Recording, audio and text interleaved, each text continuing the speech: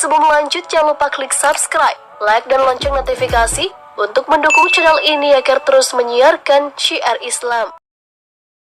Pertanyaan pertama, ketika kita sudah berpasrah kepada Allah Subhanahu wa Ta'ala, sudah berzikir, sholat, dan lainnya, tapi masih selalu merasa gundah dan gelisah, itu kenapa Pak Ustadz? Mohon solusinya. Jadi yang pertama, bagi penanya ini, pastikan ibadah yang Anda lakukan itu, zikirnya, doanya, sholatnya, sudah sesuai belum dengan ajaran Nabi SAW. Kalau sesuai dengan izin Allah, insya Allah sudah hilang gundahnya itu. Karena memang ada jaminan ya, dari Allah SWT dan Rasulnya Muhammad SAW. Orang yang mendekatkan diri dengan Allah, menggantungkan diri dengan Allah, pasti Allah akan berikan jalan keluar. Allah mengatakan dalam Al-Quran, fa inna ma'al usri yusra. Pasti setelah kesulitan akan ada kemudahan. Kata para ulama tafsir, setelah gundah akan ada kegembiraan, setelah kemiskinan akan ada kekayaan, gitu kan? Semua ada. Setelah sakit akan ada sembuh. Itu janji dari Allah Subhanahu wa Ta'ala, nggak mungkin. Hadis Nabi SAW mengatakan tidak ada seorang hamba pun yang tertimpa sumpek, sedih, gangguan apa saja, lalu dia membaca Allahumma inni abduka, wahai Allah, aku benar-benar hambamu, wabni abdika, dan anak hambamu laki-laki, maksudnya ayah saya, wabni amatika, dan anak hambamu yang perempuan, maksudnya ibu saya, nasiyati biyadik, ubun-ubunku ada di tanganmu, madhin fiya hukmuk, berjalan ya takdir hukum-hukummu padaku, adlun fiya qada'uk, sangat adil semua keputusanmu, as'aluka ya Allah bikulli ismin huwa lak, saya mohon kepadamu ya Allah dengan menggunakan semua namamu, sammaita bihi nafsak, yang engkau berikan nama terhadap dirimu sendiri, au anzaltahu fi kitabik, atau kau turunkan itu dalam kitabmu, au 'allamtahu ahadan min khalqik, atau kau ajarkan salah satu dari hamba-hambamu, au ista'tharta bihi fi ilmi ghaibi 'indak, atau kau simpan di ilmu ghaib milikmu, dengan antaj'al qur'ana karima rabi'a qalbi, agar engkau menjadikan Al-Quran yang mulia ini sebagai penghibur hatiku.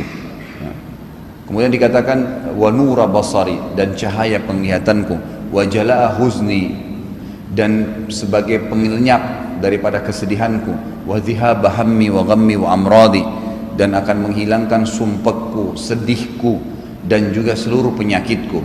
Apa sabda Nabi SAW dalam hadis sahih riwayat Imam Muslim nih? Kata Nabi, pasti setelah baca doa ini Allah ganti kesedihannya menjadi kesenangan, jaminan. Ya, jadi kalau zikir kita, ibadah kita sudah benar sesuai dengan tuntunan Nabi SAW, insya Allah tidak akan ada masalah, pasti akan hilang sumpek itu. Sedikit saya ingin titik beratkan, kalau seandainya sumpek yang Anda rasakan sudah ibadah benar ya, dan untuk melakukan ibadah itu tetap aja ada keinginan, nah ini solusinya.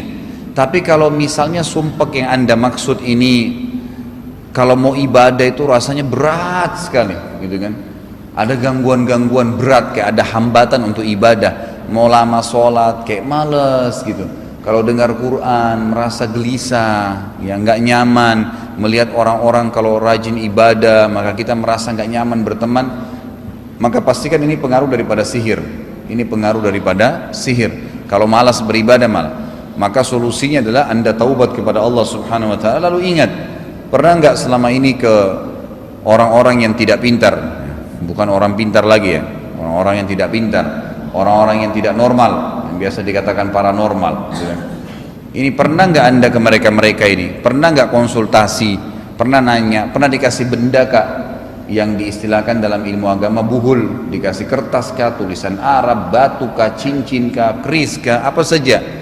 Kalau itu pernah Anda lakukan, maka taubat kepada Allah, lalu minta kepada Allah agar diputuskan hubungan sama penyihir. Karena biasanya kalau orang penyihir ke dukun seperti ini akan diminta fotonya, data pribadinya, pakaian dalamnya dia, maka itu selalu ada kontak. Maka minta kepada Allah selain taubat agar diputuskan hubungan dengan penyihir tersebut. Pada saat taubat lalu bakar semua buhulnya ya, bakar semua buhul, lalu saya sarankan untuk melakukan terapi ruqyah.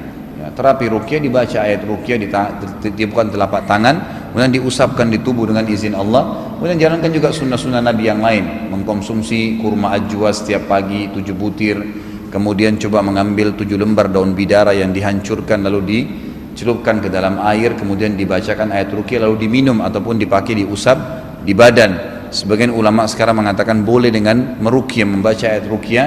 Ayat-ayat yang dianjurkan yang dasar itu ada Al-Fatihah, ayat kursi, Al-Ikhlas, Al-Falaq, An-Nas, lalu ditiupkan ke minyak zaitun, minyak haba sauda yang kemudian dioleskan ke tubuh. Maka itu dengan izin Allah insya Allah akan menghancurkan atau menghilangkan sihir-sihir tadi. Astaghfirullah Rabbal baraya Astaghfirullah minal khata